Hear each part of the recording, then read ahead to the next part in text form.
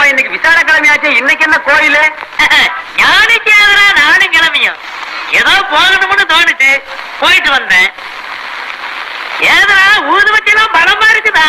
முடங்க பாயில்ல அப்படிங்கறக்காக சடங்க நிறுத்திடுவா முடியும்? அது எப்படி?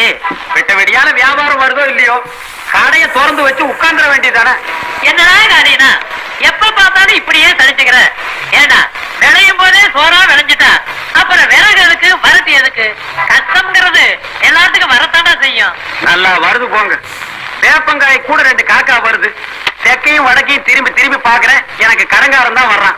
பேசாம கடையை நம்ம சூலூருக்கே மாத்திடலான்னு நினைக்கிறேன். என்னது கடையை மாத்த போறியா? அட காரியனா கண்ணடிச்சா வராத பொம்பளை கைய பிடிச்சு இழுத்தா மட்டும் வந்துடவா போற? சொல்றா, அட பேந்து பேந்து முடிக்கிறியா? அட